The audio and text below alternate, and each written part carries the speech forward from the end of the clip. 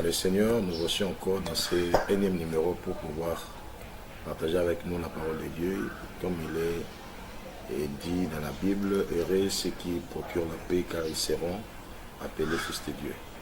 Donc nous lisons la parole de Dieu dans le livre de Daniel, au chapitre 1er, verset 17. La Bible dit: Dieu accorda à ces 4 jeunes gens de la science, de l'intelligence dans toutes les lettres et de la sagesse.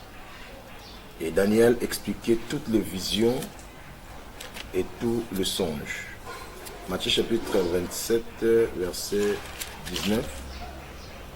Pendant qu'il siégeait au tribunal, sa femme lui fit dire qu'il n'y ait rien entre toi et c'est juste, car aujourd'hui j'ai beaucoup souffert en songe à cause de lui. Donc voilà, nous sommes en train de parler de ces sujets qui captivent toutes couches. On voit les grands, les petits, les hommes intelligents, les hommes forts du monde. Chacun rêve. Donc pour dire que le rêve, c'est une réalité. Et une réalité spirituelle qui a besoin aussi d'être expliquée. Je m'en vais par rapport à l'explication de Daniel, où Dieu accorda à Daniel la capacité d'expliquer les visions et aussi d'expliquer les songes. Pour dire que il y a des songes qui doivent être expliqués. Parce qu'il y a des songes d'origine divine ou d'origine satanique qui ont besoin d'une explication. Comme dit la Bible, tellement il n'y a plus de révélation, le peuple marche sans fin. Donc nous avons besoin de décoder des choses qui sont codées. Et les rêves, c'est un langage codé de Dieu ou du monde spirituel qui nous permet au fait de les décoder afin de comprendre la réalité physique. Parce que les rêves, c'est ce qui se passe dans le monde spirituel qui a des répercussions dans le monde physique. Nous avons commencé depuis un certain temps à parler des symboles des rêves dans la Bible, dans le monde. Et ça, c'est juste, c'est pas exhaustif parce que c'est juste une portion par rapport aux explications, par rapport aux analyses, par rapport aux études faites. Nous avons pu dénicher certains rêves faits par des humains et essayer de les interpréter. Peut-être tu peux te retrouver dans ça. J'aimerais te dire une réalité qu'il ne faut pas craindre. Parce qu'aujourd'hui, certaines personnes considèrent le rêve comme étant une fatalité. Lorsqu'ils ont rêvé, alors c'est fini. Ça peut les affaiblir, comme les cas des échansons et des panetiers qui ont rêvé.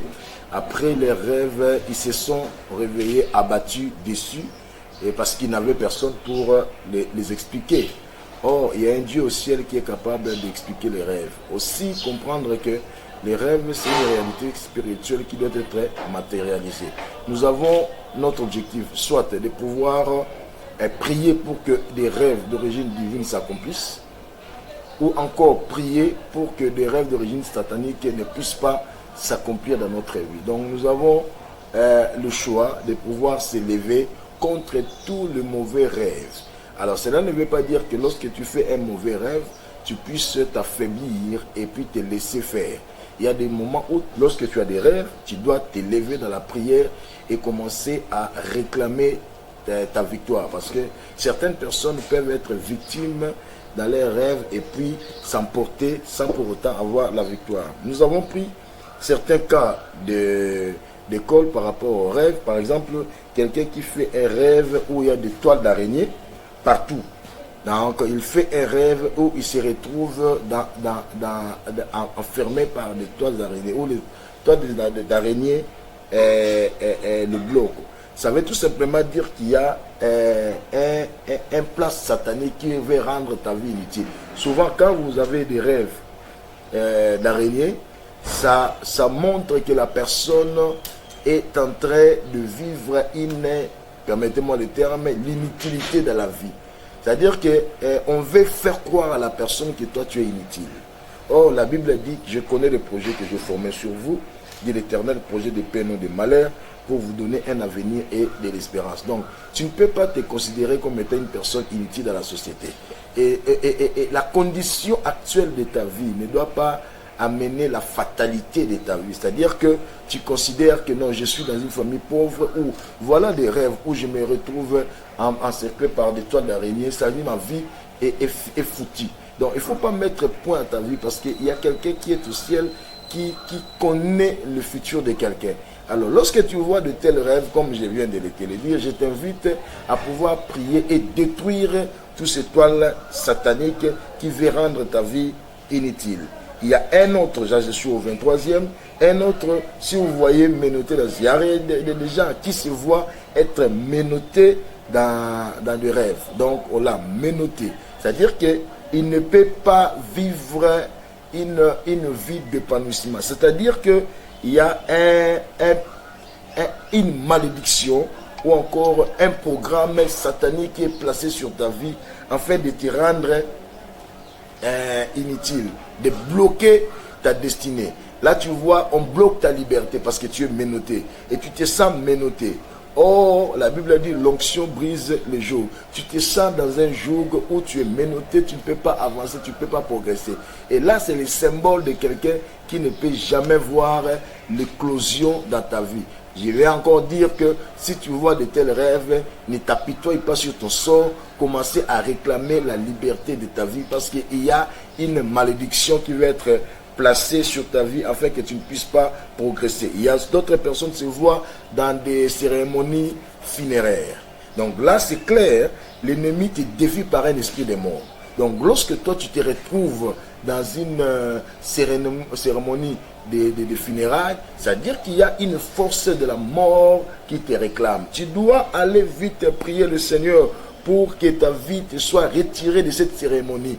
Et tu ne dois pas, tu dois commencer à prier en disant, Seigneur, retire ma vie dans cette cérémonie de funérailles plutôt. Retire ma vie dans cette cérémonie de funérailles. Je ne veux pas être victime de la mort. Certaines personnes, en voyant qu'ils se trouvent dans des cérémonies funéraires, et lorsqu'ils se réveillent, ils oublient ses rêves. Or, il y a un esprit de mort qui est placé dans sa vie. Il va sortir soit tamponné par une moto, soit par une voiture, soit par juste à ces états d'une pierre, et la personne tombe. Donc vous voyez que la personne, après avoir rêvé qu'il était dans une cérémonie de funérailles, et il se retrouve peut-être parce que là on réclame sa vie à la mort. D'où il est important, ne négligez pas les rêves. Les rêves sont des langages spirituels qui ont des conséquences sur le plan physique. Et si vous les négligez, vous serez victime de beaucoup de choses. Certaines personnes voient dans leurs rêves en train de gravir des montagnes mais n'arrivent pas jusqu'au sommet. Donc là, c'est encore un autre symbole, c'est un obstacle spirituel qui s'est placé devant toi. Or, la Bible dit, qui es-tu, grande montagne, devant Zorobabel, qui sera aplani. Alors, Dieu nous donne le pouvoir d'aplanir toutes les montagnes. La Bible dit, si vous avez la foi qui grandit comme le grain de sénévé, vous direz à cette haute montagne, ôte-toi de là et va te jeter dans la mer. Et si vous ne doutez pas dans votre cœur, cela s'accomplira ainsi. Donc, vous voyez qu'il y a certaines personnes qui se retrouvent devant une montagne. C'est comme s'ils se retrouvent devant un endroit barricadé comme Josué. Josué se retrouvait dans une vision devant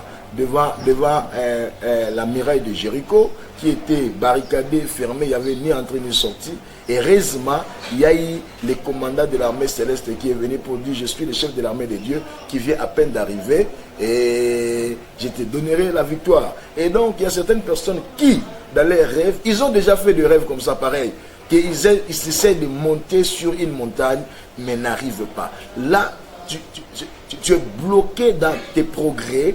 Tu ne peux jamais connaître un progrès, tu ne peux jamais connaître un épanouissement. Donc c'est un obstacle spirituel que tu as à affronter afin de pouvoir monter. D'autres personnes se voient dans un tribunal. Là, j'en ai donné l'exemple d'une de ma fille qui faisait un rêve, qui était dans un tribunal. On est en train de le juger. Certaines personnes le condamnaient déjà. Alors, il y a eu une vieille dame qui est venue intervenir, heureusement pour elle. Et surtout là, nous voyons, ça c'est ce qu'on appelle l'ancien des jours. L'ancien des jours est venu pour la défendre afin de lui donner la victoire. Et donc, vous comprenez que certaines personnes se retrouvent dans un tribunal. Le matin, il sait qu'il n'a aucun problème avec quelqu'un. Il n'a pas de problème avec les gens. Mais du coup, il se retrouve dans son songe en train d'être jugé. Et certaines même les condamnent. Et si tu n'es pas sensible dans les voies spirituelles, ces genres de personnes voient soit leur vie s'emporter comme ça. Écoutez-moi, ce n'est pas toujours dans le plan de Dieu que tu puisses mourir prématuré. Et ma prière pour quelqu'un, c'est que tu ne meurs pas prématuré. Aucun obstacle de la vie, aucun problème de la vie ne t'emportera afin que tu meurs prématuré. Parce que tu as encore des choses à accomplir sur la terre. Et le Seigneur t'attend quelque part. Et c'est comme ça que Jésus a dit à ses disciples, dis et ne me touche pas encore parce que je ne suis pas encore monté vers mon Père qui est votre Père. Dis à Pierre et aux autres disciples qu'ils me rejoignent à Galilée. C'est là où ils me verront. C'est-à-dire qu'il y a un endroit de rendez-vous pour ta vie. Alors ne permets pas qu'un obstacle puisse détruire ta vie. Et tu ne seras pas condamné. La Bible a dit, il a effacé l'acte dont les anges nous condamnaient qui se visaient contre nous. Il les a détruits à la croix, Colossiens chapitre 2, versets 14 à 15. Donc pour dire que le Seigneur est capable de pouvoir te donner la victoire, quel que soit le songe, quel que soit le tribunal où tu peux te retrouver. Déjà, je m'en vais pour te dire qu'aucun tribunal ne viendra pour te détruire, aucun tribunal ne viendra pour te condamner, parce que Jésus les a condamnés à la croix. Donc, aucun tribunal ne viendra pour te déstabiliser ou encore pour te détruire. Voilà encore d'autres personnes qui se retrouvent dans un rêve, voyant, il est conscient dans son rêve, il voit plus de cadenas dans le rêve. Il a toujours tendance de rêver des cadenas. Il ne comprend pas, mais j'ai fait des rêves de cadenas. Qu'est-ce qui se passe avec ça? Donc ça veut dire que quand quelqu'un est en train de faire des rêves de cadenas, ça prouve, le cadenas, le rôle, c'est pour bloquer. Donc le bienfait de quelqu'un est bloqué. Le bienfait de quelqu'un est bloqué et la personne ne peut jamais connaître l'éclosion malgré les efforts que la personne fait. J'aime ce que les anglophones disent certaines personnes work hard. Il y a une différence entre travailler dur et travailler smart. Certaines personnes travaillent dur et vraiment ils travaillent très dur, mais ne reçoivent pas le fruit de leur travail. Et c'est là, et même dans la Bible, dans Psaume chapitre 127, je connais un verset dans Psaume chapitre 127, la Bible dit, en vain vous vous levez de bon matin, vous vous couchez tard et vous mangez le pain de douleur. Il en donne aussi autant à ses bien-aimés pendant leur sommeil. Et vous, tes enfants, voici des filles sont un héritage de l'Éternel. Verset 2 dit, en vain vous vous levez de bon matin, vous vous couchez tard et vous mangez le pain de douleur. Il y a certaines personnes qui, bloquées, fournissent beaucoup d'efforts, mais avec des résultats qui sont éphémères, de faibles résultats. Ma prière est que tu ne travailles pas pour avoir de faibles résultats. Que Dieu te délivre de ces cadenas. Oh, la Bible dit que je suis la clé de la vie. Jésus tient la clé. Il est la clé. Et comme il est la clé, il est capable d'ouvrir tous les cadenas qui pouvaient bloquer ta vie afin que tu ne puisses pas t'épanouir dans la vie. Si quelqu'un voit des cadenas, je t'annonce une bonne nouvelle. Jésus est la clé passe-partout. Il est capable de t'ouvrir et ouvrir ta vie afin que tu ne puisses pas vivre une vie de médiocrité. Et certaines personnes font des rêves, ils voient des vêtements à lambeaux. Des vêtements à lambeaux. C'est-à-dire qu'ils se rendent compte que le vêtement, humainement parlant, physiquement parlant, il ne peut pas vraiment se dire, il ne peut pas porter des vêtements à lambeaux, vêtements déchirés. Vêtements déchirés. Il ne peut pas voir ça. Mais dans son rêve, il se retrouve avec des vêtements déchirés. Ce qui veut tout simplement dire qu'il y a des choses merveilleuses que le Seigneur a prévues pour sa vie qui est perdue. Donc, tu es en train de perdre certaines valeurs de la vie. Des choses qui peuvent amener la joie, qui peuvent te donner la joie dans la vie, des choses qui peuvent te donner la valeur dans la vie, tu le perds. À cause de ça, ma prière, et Apocalypse dit, je vous donnerai une robe blanche. Ma prière que le Seigneur te donne un habit nouveau. un habit nouveau, qu'il te revêt d'un habit nouveau, afin que tu puisses vivre une vie heureuse et non une vie malheureuse. Que le Seigneur te délivre de tous les malheurs dans ta vie. Certaines personnes nagent dans des eaux sales, c'est-à-dire que ton esprit est empoisonné, ta vie est empoisonnée. Quelqu'un s'est fait des rêves qu'il est en train de nager, mais l'eau dans laquelle il nage est très sale. C'est-à-dire que ta vie est empoisonnée dans le sens que tu ne peux jamais être heureux et vivre une vie meilleure. D'autres aussi se voient manger, ça c'est encore très récurrent. Les gens se voient manger pendant la nuit. Ils se voient manger pendant la nuit. Ce qui symbolise, ce n'est pas toujours symbole de la sorcellerie, mais symbole d'une maladie qu'on veut infliger dans ta vie. Ce n'est pas toujours, quand tu manges la nuit, ce n'est pas lié seulement à la sorcellerie, mais ça symbolise aussi une maladie qu'on veut infliger, qui va empoisonner toute ta vie. Il y a certaines personnes qui ont des maladies d'origine satanique où l'œil physique de médecins ne peuvent jamais les voir, où les microscopes ne peuvent jamais les détecter. Mais la personne est malade. Ma prière est que le Seigneur te délivre de toute maladie d'origine satanique. C'est là au nom de Jésus. Et je crois, mes bien-aimés, pouvoir m'arrêter aujourd'hui ici. Il y a encore, nous sommes dans le 30e, il nous reste 10. Nous allons continuer par la grâce de Dieu la semaine prochaine. Et j'aimerais te dire une chose. La Bible a dit, nous sommes plus que vainqueurs par celui qui nous a aimés. Quel que soit le symbolisme des rêves, il y a quelqu'un qui vit au ciel et qui nous donne la victoire sur nos ennemis. Et ma prière, que le Seigneur te donne la victoire sur tous tes ennemis, qui te donne la victoire sur des mauvais songes, qui te donne la victoire sur des songes sataniques. C'est là au nom de Jésus. Amen.